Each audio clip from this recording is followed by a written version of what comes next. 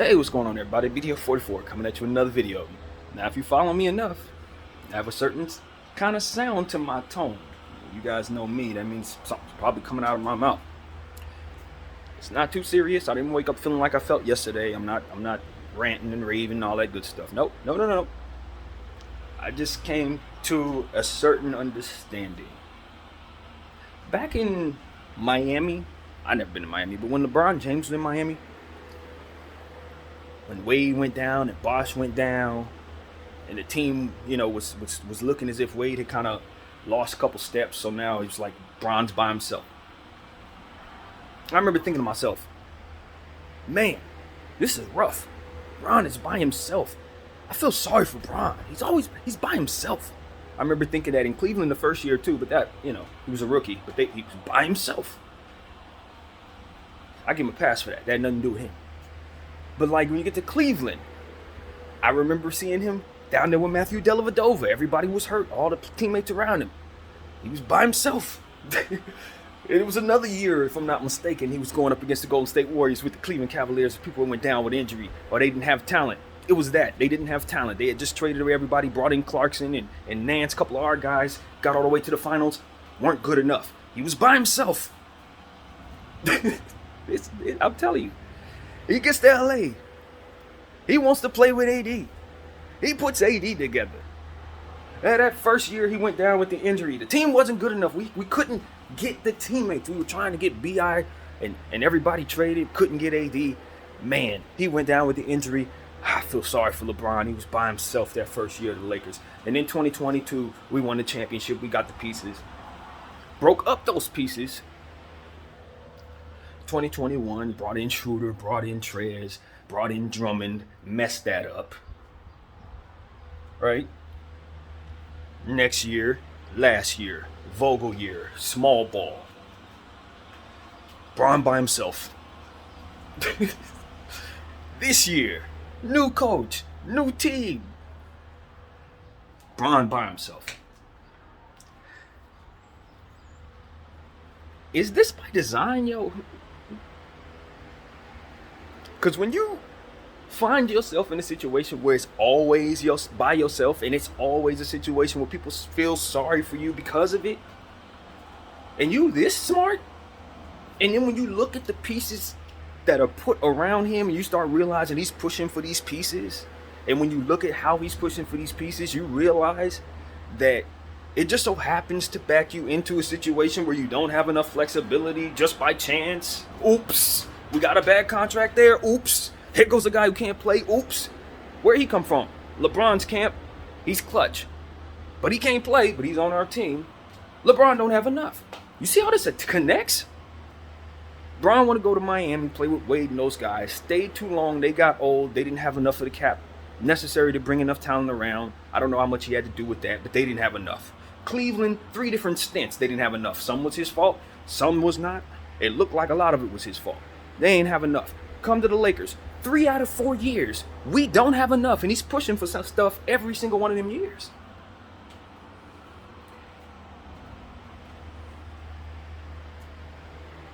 I think we have something to talk about here. I said this a couple days ago. I think LeBron James has stepped in his own way of being the GOAT. Maybe it's because Mike's record is unobtainable, and once he lost that first finals, it was a wrap. Maybe, and that happened very early, because obviously he went to the finals very early in his career. Lost his first finals. Maybe he came to the conclusion he was never going to catch Mike then, and tried to devise another way to gain the leverage or the edge. Because to me, it looks like he creates obstacles for himself to overcome so that you can either feel sorry for him or so that he can achieve the impossible, which would what? Help him reach the impossible, which is what he set for himself. Because it doesn't matter what he does. He was doomed from the jump when he put 23 on his back and said he was the chosen one. You got to wear another number.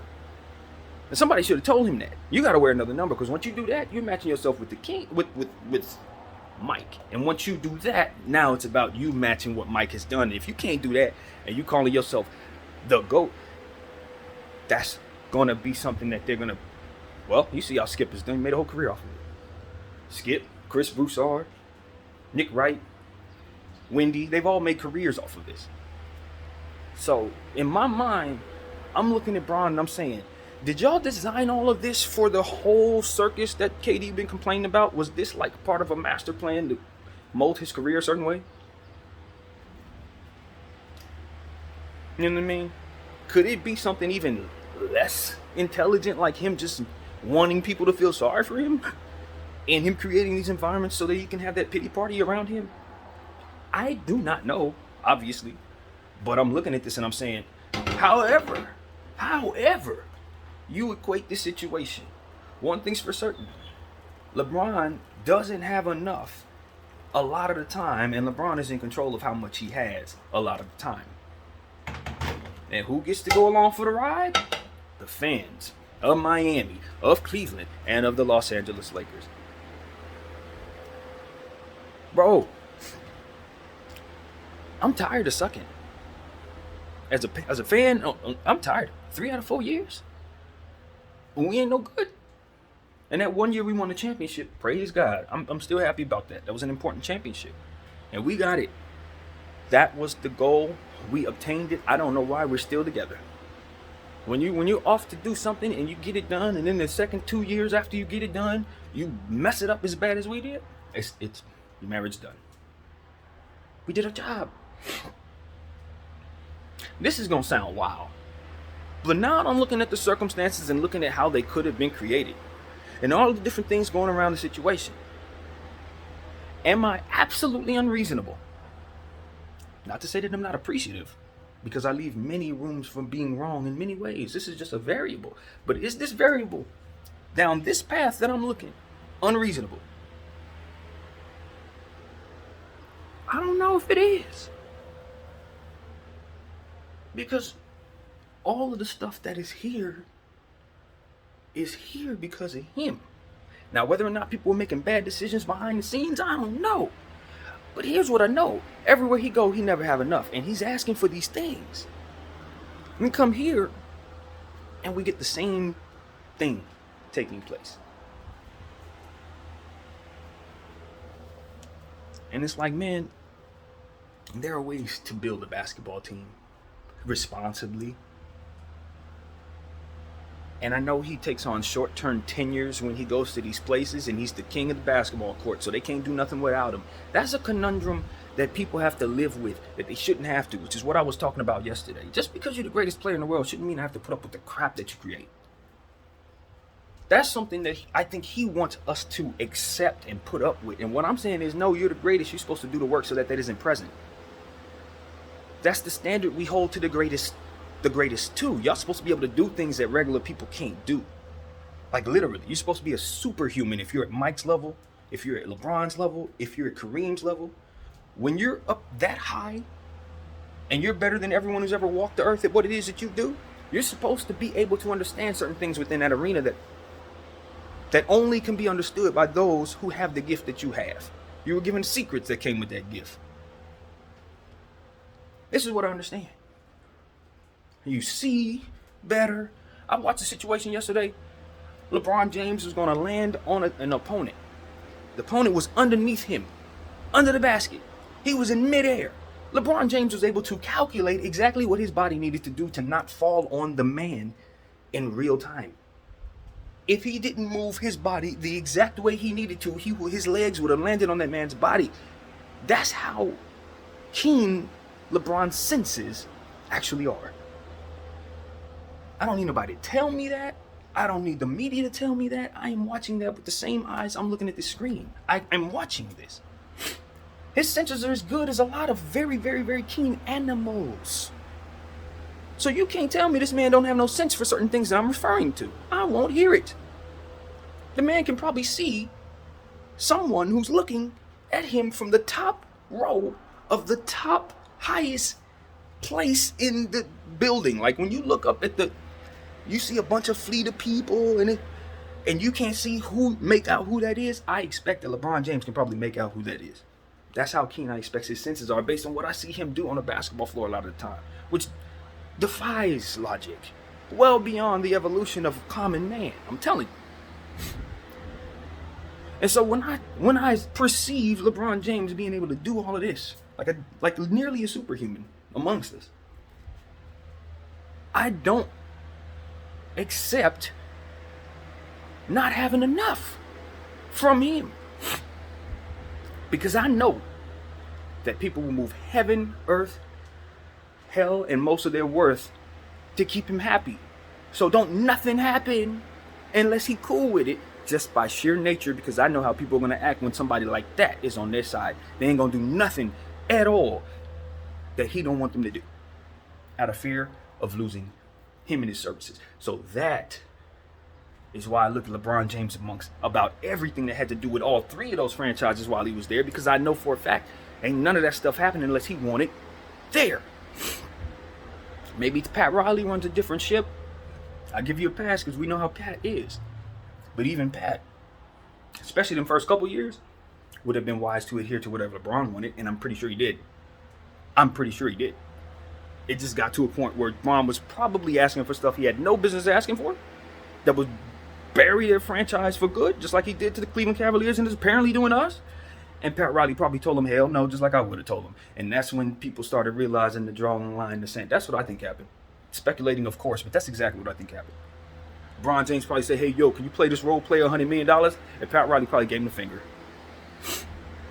And everything probably went left from there. Because this is stuff that ends up leaving him in situations where he doesn't have enough. And apparently, that's what feels comfortable to him. When everybody's saying, man, LeBron, you don't have enough, bro. Are you okay?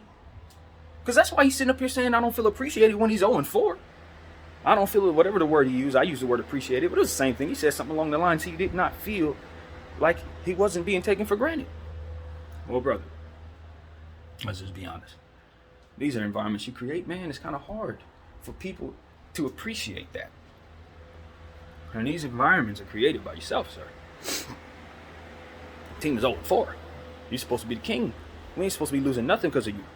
You know, and that's another thing. I think LeBron James needs to accept something, man. When you start talking about what the greatest is, brother, if you're the greatest, you know somebody's coming to surpass you very soon, right?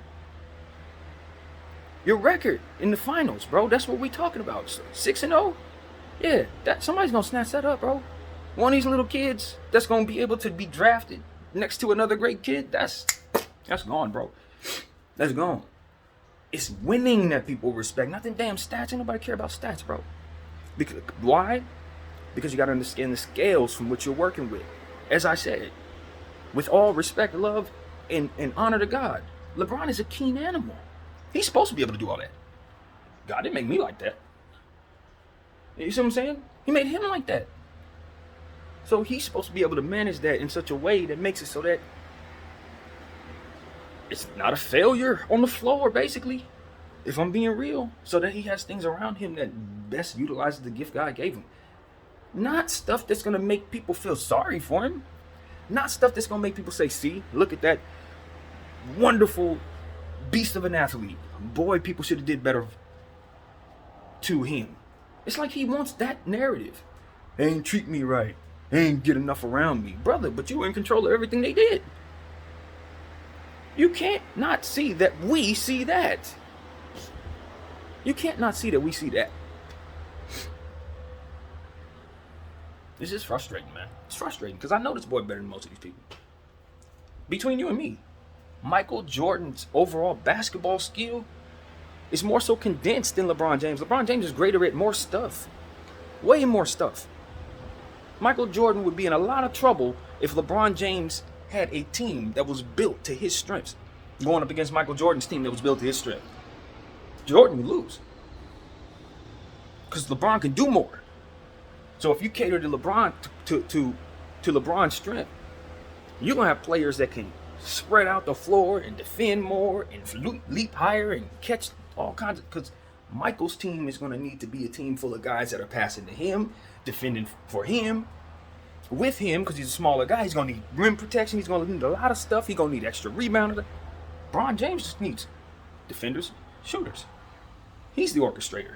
He can be the main scorer. He can be the main rebounder. You see what I'm saying? It takes less. But because Bron constantly wanted to play it the way he wanted to play it, where he wanted to be a nomad, and then when he became a nomad, each and every team had a win now timeline. You can't win a championship that way and keep a franchise going if every single year is a championship expectancy year. Not in this league with the cap being as it is. That destroys franchises. And when the guy has a agenda that has nothing to do with winning, then you're destined to fail. But if his talent level is that of someone who can get you all the way to the finals in the midst of all this, imagine what he could have did for you if you didn't have all of this. And that's why I say it's on him that he's not greater than Mike. Because let me tell you something. 6-0. Hell of a thing. But if you get to the finals 14 times and only lose 10 of them, or rather only lose 4 of them, then you're better than Mike. Because you basically doubled his NBA Finals appearances and got more championships than him. That's how you would have beat him, bro. But every time you wanted not enough so that people can say, oh, LeBron, you didn't have enough and you lost, LeBron. A pity party. And I keep saying this. I keep saying this, and I think everybody who has criticized LeBron James probably mentioned this twice. The fighting with the refs, that's a split second that destroys whatever rhythm of the play that he's in. When we talk about not getting back, and not boxing out, slowing down the rhythm of the play by being hesitant in shooting and passing and looking players off. Why are those things so bad? Holding on to the ball too long, over dribbling. Why are these things so bad? Because they affect the rhythm of the play. When LeBron James does this with his hands out looking for the refs, turns around, where my call? That does the exact same thing to the latency of the play. It slows it down ever so slightly, but definitely. Every time.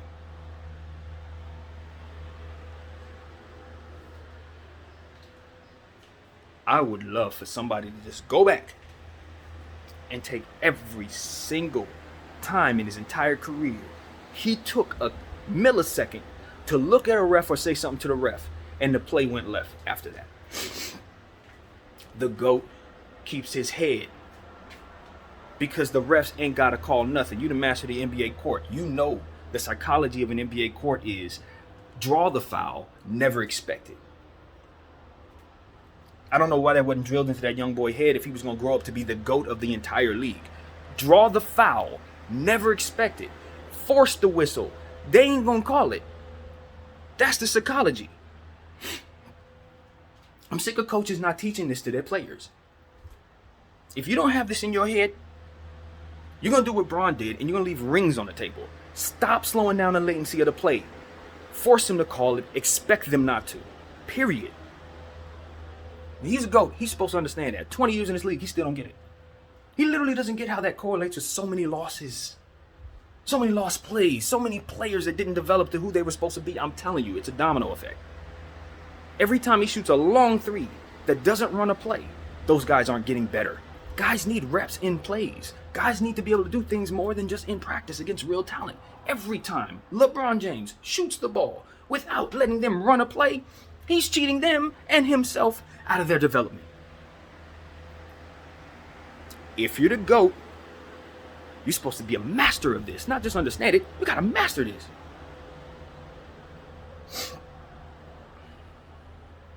That's why I say he's gonna be surpassed. Because there's room for growth. Growth that he ain't even reached yet. You gotta master the refs. Never slow down the latency of the play. Ever. Give a damn if they didn't call it. The GOAT knows how to play. Forget play. Dominate. Freaking dominate. Without any call ever being called for him. He don't care about that. He's going to protect on the play. He knows the call is in the hands of God. You ain't got no control over that. You control what you can control, not things you cannot. And you certainly don't mess up things within your control to focus on things you cannot. When was the last time you seen a coach, or rather a referee, turn a call in the middle of a play when a player says, huh? It don't happen very often. They'll give you a technical for it, though.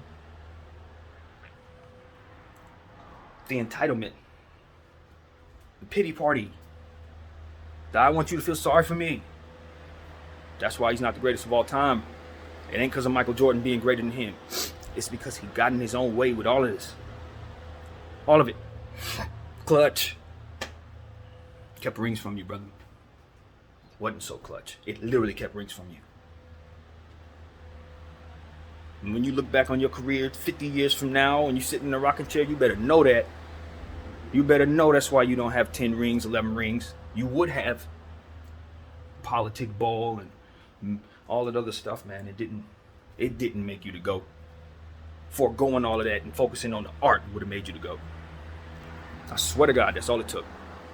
Saying F the business, just the ball. You'd have been to go.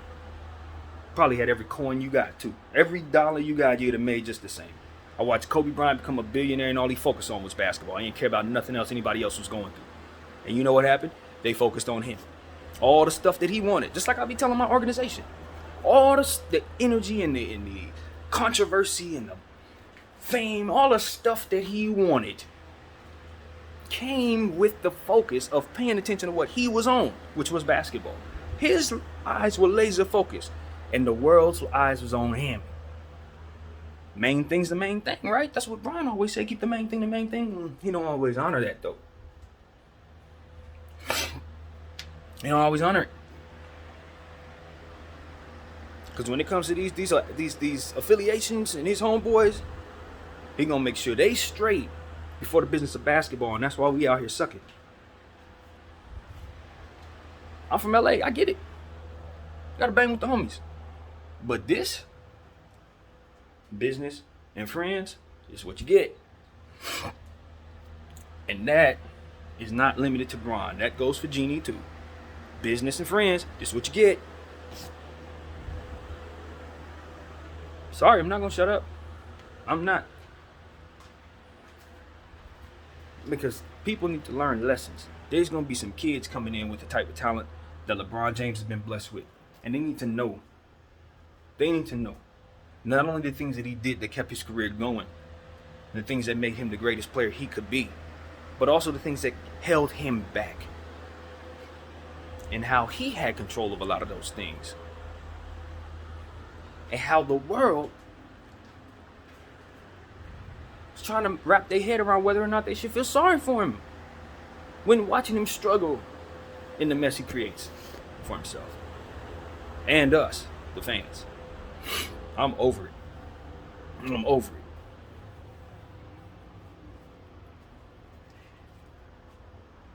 Him signing the extension was something I appreciate. Because I want him on my team. I think he can help us, obviously. I respect his talent. He affects the ball more than 99% of players ever played. No exaggeration.